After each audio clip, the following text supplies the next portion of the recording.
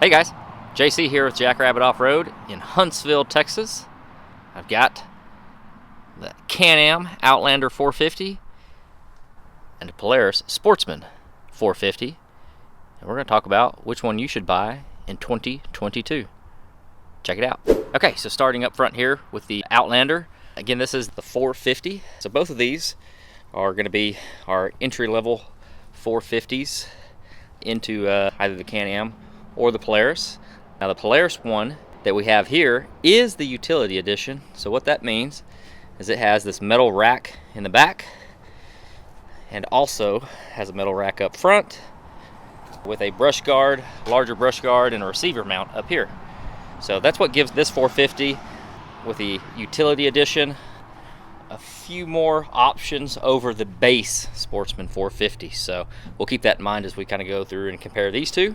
But again, over here at the Outlander, this one does have a metal rack in the back as well. Has a metal rack up front. You can see it's got attachment points here for the link accessories. So great to be able to add what you want to be able to add to the back of this, whether you're going to be using it for work, for play, for both. But back here, we've got some dry storage. This is a pretty good size for all your tools. Nice tight seal, 2 clamps on it. Gives us some good dry storage. Okay, so let's talk dry storage on the Sportsman. So over here on the rear, you can see we do not have any dry storage. It's all metal rack here. So there's some advantages to that, having just the metal rack up here. If you had a large spray rig or attachment, you're not going to have the storage like here underneath your spray rig where you couldn't get to it. So if you wanted to mount a large spray rig or a large cooler over it, you're not going to be able to get to this dry storage on the Outlander near as easily as you would up here on front of the Sportsman.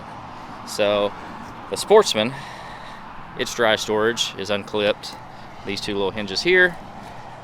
This tilts up and gives you dry storage on both sides of the top wheel wells. Also gives you location to your battery. But you can see there's a large amount of dry storage up front here compared to the dry storage on the Outlander 450. But again, it's going to be front mounted dry storage versus rear on the Outlander. So really at this point, it's just a matter of preference of where you want to store some of your dry goods and what you might want to put on the rear of the vehicle. All right, let's talk horsepower between the two. Horsepower on the Can-Am Outlander 450 comes in at 38 horsepower. The Polaris Sportsman 450 comes in at 33 horsepower. All right, let's talk towing capacity. Those that are going to want to use this for some work, towing a small boat, towing a trailer around the house. Let's look at the differences in towing between these two. So on the Sportsman 450, you can see you have a square receiver hitch, 1.25" receiver hitch, so you could be able to attach different types of receivers to this, remove those pretty easily. Works just like the receiver hitch on a pickup truck. Versus over here on the Outlander, you can see we do not have a receiver hitch back here, but we do have a spot for a ball to be mounted on the rear of it. So you would mount a ball and it would be there permanently. Wouldn't be able to change out different receiver hitches, but either way, both have tow points built into them. Still just need to add whatever you're going to be towing with to them. So tow rating, the Outlander 450 is rated at 1,300 pounds available tow rating, and the Sportsman 450 is 1,350 available pounds of tow rating on it. So both very similar in what they're going to be able to tow. Just a little bit of a bump on the Sportsman. All right, let's look at the controls of these beasts here. So we're on the Outlander first, and you can see we've got our key down here to be able to turn it on. This is our kill switch here. Turn that on and our dashboard will fire up. And then as you can see here, we do have all the important information we need. How much fuel we have, how fast we're going, radiator temp, that sort of thing. Throttle on this side. We do have the selector switch for the 4-wheel drive. You can see this one is in 2-wheel drive. Click it up here, and that's going to put us into 4-wheel drive. Over here on this side, simple light operation, low beam, high beam, and off. Okay, over here on the Sportsman 450, and you can see immediately that our center dash cluster is huge compared to the Outlander. It's steering wheel mounted too, so the dash cluster is going to turn as you turn the steering wheel, versus our dash cluster on the Outlander is stationary, sits just forward of the handlebars. So let's jump into the controls. Similar kill switch position, very similar low, high beam, light switch position. Our key to power it on here. Let the dash light up. Over on this side, we have a 4-wheel drive selector switch as well. Very simple operation. 2-wheel drive or all-wheel drive. The same kind of thumb-mounted throttle control. But what is really interesting about the Sportsman is that you can see all these here are caps that can be easily removed and ready to wire in switches, auxiliary switches, light switches, a lot of things that'll help take control of the spray rig or something else that you might want to put onto the Sportsman. And one of the really cool features is that underneath this plug, this is a charging port for the battery. So in the wintertime, or if you're going to be not utilizing the Sportsman as much and you want to make sure the battery stays maintained, you can plug in a trickle charger into that port really easily and make sure the battery stays charged and maintained.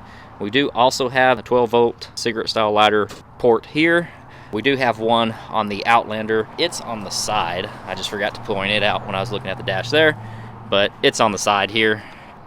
Same size 12-volt port that you'd have in a car. Okay, so on the front side of the handlebars on the Sportsman, one difference between it and the Outlander is that this one has a headlight mounted to the handlebars, which is really a pretty neat feature, especially if you're going to be trail riding at night, doing some work at night.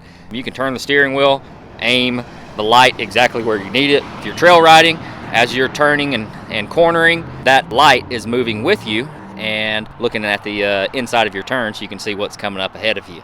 So that's a really neat feature on the Sportsman that the Outlander does not have up front.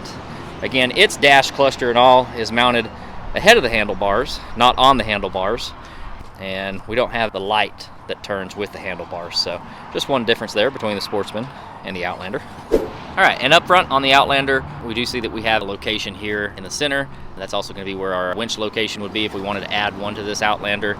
We have a similar location up front for the Sportsman. You can see this has a full grill guard on it. This one does have brush guard protection out to the end of the fenders here, so really help protect those headlights and the brush, keep it off those headlights. So this one does have top and bottom protection, so a little bit better protection of the headlights. All right, on our Outlander, it looks like we are running a 205 8012 on the front here. That is the same as the Sportsman. We're running a 205 8012 on it as well. This one does have a steel rim on the Sportsman, whereas our Outlander has an aluminum rim. All right, guys, and that just about does it here for us today. The comparison between the two 450s that we have here. The last thing that I'll touch on is price between the two. So the Sportsman 450 comes in at $76.99. Again, this is the utility version, versus over here, the Outlander is coming in at $73.99. So a $300 price difference between the two. That was one reason why we grabbed the utility edition, even though it is not the base version of the Sportsman, because they're very similar in price and very similar in their metal racks, front and rear, tow ratings, that sort of thing. So both very, very similar machines. So which one is right for you? Well, it just all depends on what you're going to use it for. If you're going to use it for towing, hauling, then there's some clear advantages to the Sportsman in that department. Or if you're just going to use it for sport and trail riding, both are great, very capable machines, similar in ground clearance, similar in tire size. So both are going to do great on the trails coming up. Some advantages for some nighttime driving with the Sportsman and the front mounted pod light.